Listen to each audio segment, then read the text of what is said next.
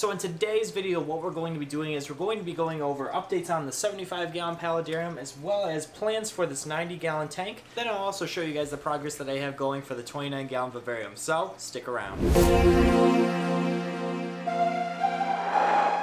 My name is Nick Pulaski.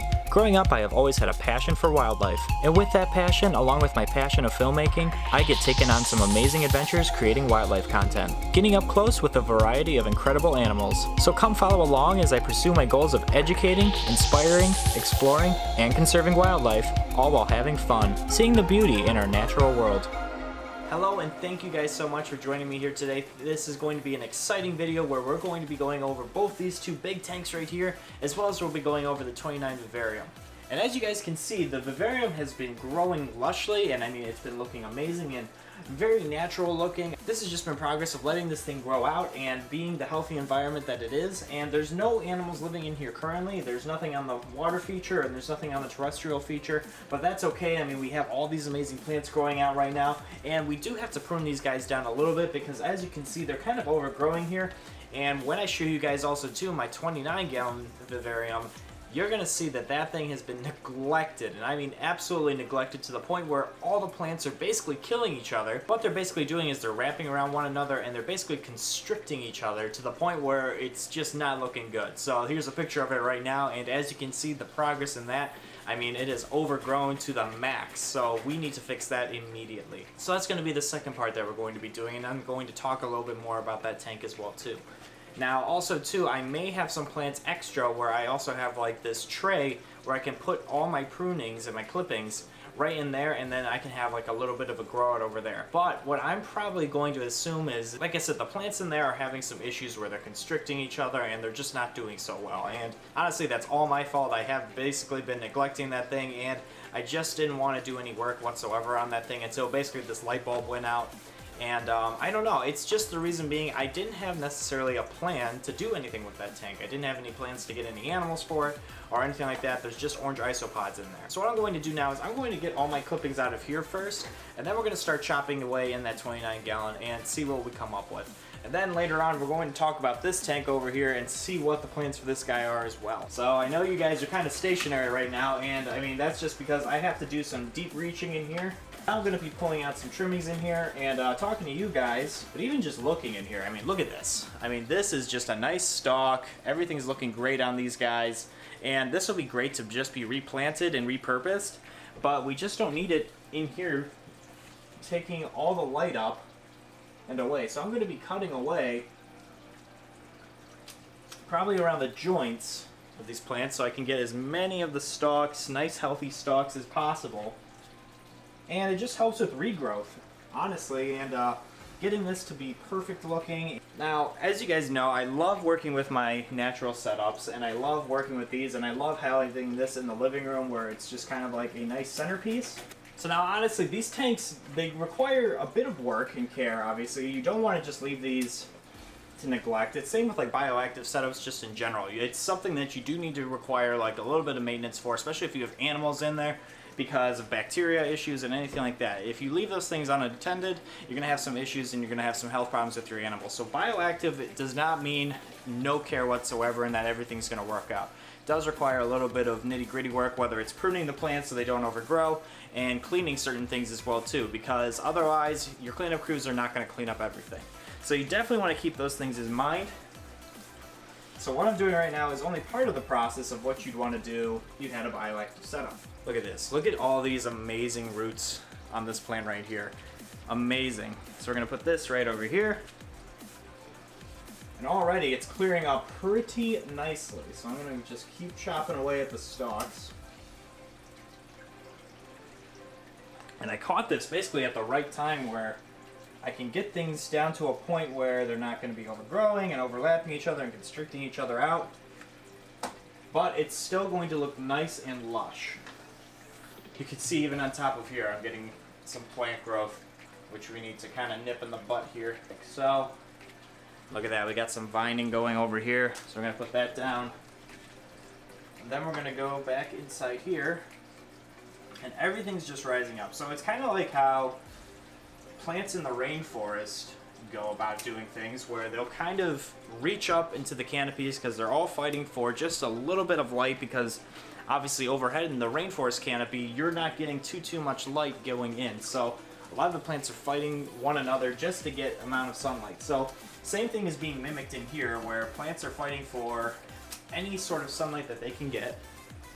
And these plants are looking great. You can see new growth that's coming in, but some of these I may be able, once I get some cuttings out, I might be able to move them around and really get something going here. I am terrible with plant names. I know them all to an extent, but I am not going to try to recite them again right now. But here we go, right here. I mean, this is a great piece that we're going to repurpose, probably in the 29 gallon. Honestly, I'm probably going to rip that thing down and only save a couple plants that are inside there. But this is going to be perfect to regrow and repurpose inside there as well. But yeah, I'm still thinking of what I want to do in terms of animals. I know I'm like a broken record when I say, what am I going to do with these tanks? And honestly, I think I'm getting to a point where I'm definitely ready to pull the trigger and put stuff in here. I really think so. I just have a couple more things I want to fix in the sump and just make this water column get even cleaner, fresher, and more viable for life up atop. And once I get all that figured out, I think we're going to have something perfect and ready to sustain terrestrial life inside here, and I think that's going to be really exciting. We're going to start with some fish, make sure the fish are doing well in here, and then afterwards we're going to get something on top here. I'm thinking potentially female betas down here or something of the sort. I was thinking small cichlids at first, like the angel species or something like that, something small, but I don't think that that's going to work out due to their territorialness. I think it's going to stress them out and I won't be able to keep that many in here. And I think they'll just kill each other. And I want something that's going to be perfect for the animals themselves as well, too. I think it's only right to do something that's going to be proper for the animals to be kept in and go from there. Probably hearing a thunderstorm in the background here, and what better way to be working on something you'd see in the rainforest than listening to a rainfall outside. I mean, it is coming down. This area right over here, though, I mean, it's kind of hard to see because I have to get this mineral debris off.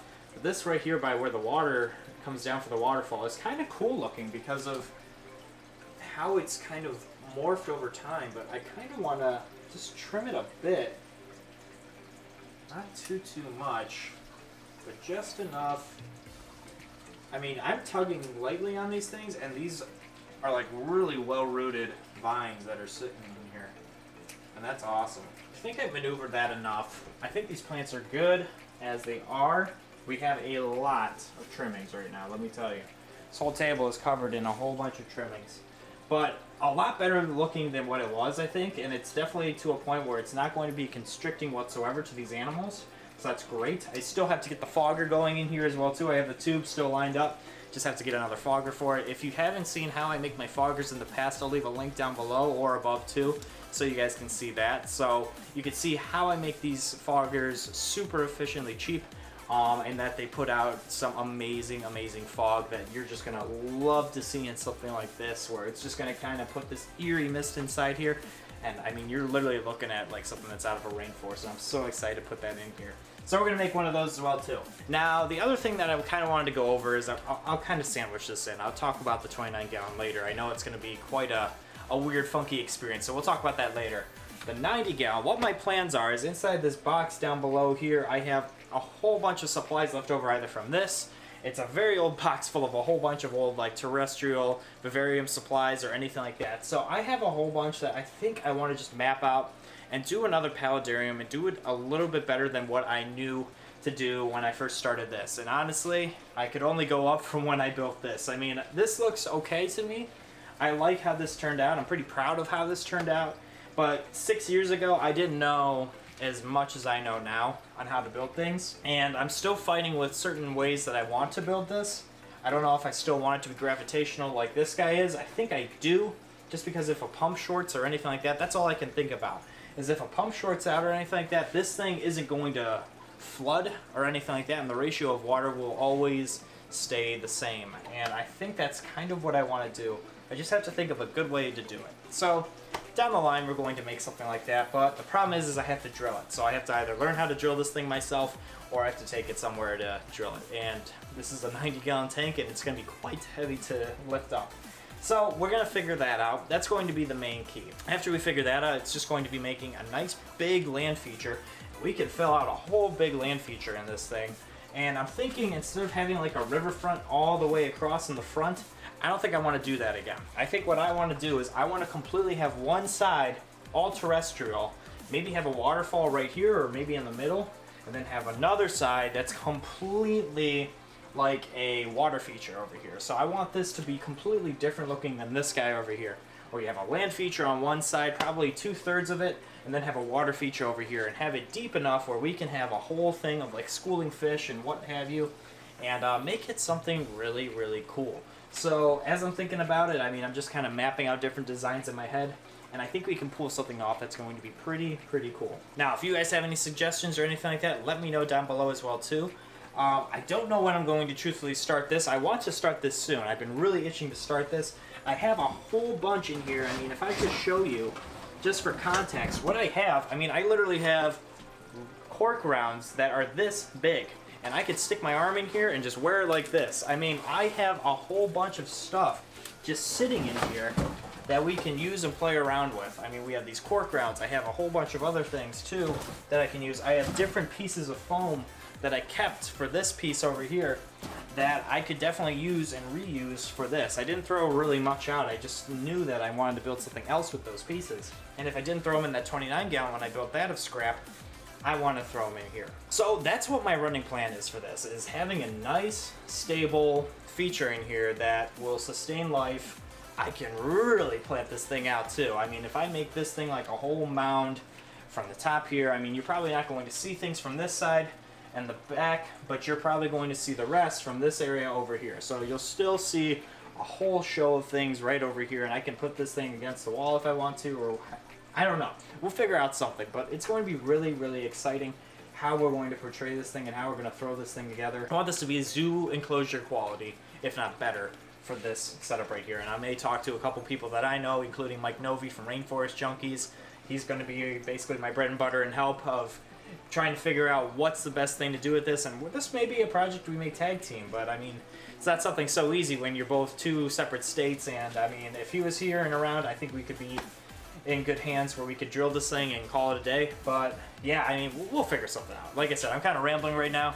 Whole bunch of fun things going through my head, but we're going to figure out something for this, mark my words. Now let me turn my attention over to the 29 gallon. I'm going to show you some clips of me kind of taking this thing apart, and wow, if you're looking right off the bat, look at how overgrown this thing is, like I showed you earlier. This thing is extremely overgrown. Like I said, this is probably 3.5 months worth of neglect. And these plants have just been going and going and going, and they've been wrapping around one another, and it's been constricting them to the point where I don't think they're going to be of any use. I'm going to throw some in certain areas, maybe in that sapling container tray right now, but I don't think it's worth even using that right now. So I may just do it, but I don't know. I think what we're going to do right now is we're going to just trim all this out. At the time I was thinking I was going to throw it in the tray, but I think what we're going to do is we may just unfortunately toss the saplings, or I may give them to some friends, and we're just going to keep regrowing this thing from scratch. So every single plant that was inside the 75 gallon is something that was populating inside the 29 gallon, so kind of a handoff from the original growth from the 29 gallon to begin with. So now we're going to return the favor with the 75 gallon and replant some of these plants in there. So I took out all these plants, as you can see. I started trimming them off the top of the lid, and then I started going downwards, and all the vines that were in there, I mean, it was an endless maze. It was like finding a needle in the haystack, if you will. But what I did was I basically just gutted that thing completely down, and if you look at it now, as you can see, it is completely a different scape. You can actually see the ground, you can actually see the depth inside there. It's not all sardine packed of vines and plants just surrounding each other, and light can actually beam down there now. So I kept a lot of the leaves that fell in there just in there, so that's going to be all great things to have for a bioactive setup where those leaves will die, they'll shrivel up, and it's just going to be leaf litter that you're going to want to keep inside your enclosure, because all of that stuff is good stuff, especially if you have frogs in there or something like that, or even for the isopods. That's something for them to hide in. That's another layer inside your bioactive setup that's going to be great for your animals. So definitely prepping this thing for the future. I think that's great stuff, and we're going to keep it as so. The water feature looks great. We have some Java moss growing on it, as well as some algae. It's looking good in there, and I showed you guys basically how this thing looks as it was all lit up. And totally like a night and day difference, and super exciting to actually see inside there. And now we're going to replant all those plants in there, but I don't think I'm going to show you guys how that looks just yet because I don't know how I'm going to actually set that up just now. So I'm going to probably save that for a later update. I'll probably show you guys super soon. I know these updates have been kind of near and far between, but I just wanted to go over a quick thing of this 75 gallon, this 90 gallon. Please, please, please give me some comments and some suggestions. I've been looking through a whole bunch of groups and inspirational things on what people have been doing with their setups, and it's making me so envious because I know we can make something really, really cool with this. Now, as well for the 29 gallon, like I said, I will update you guys on that guy's progress, so make sure you follow me on social media. I will post some links there. I'll probably show the final setup that I have going for that guy once I have it set up. So yeah, I think that's what I'm going to do. So it's going to give you a reason to follow me. So go down to the links below and actually follow me on my social media. Definitely follow my Instagram, NJP Exotics, so you can see what I'm doing down there and seeing all these projects come to life and get some updates going and stuff like that on everything that I'm doing. As well as I also have a photography page, Nick Pulaski. Make sure you check that out as well too, so you can see all my cool professional photography work. I would greatly appreciate if you followed those. And the last favors that I have for you guys, if you could do me a couple favors, like this video, subscribe to the channel, I would greatly appreciate it, as well as hit that notification bell so you know when I upload. Thank you guys so much again for watching, and until next time, I will see you guys soon.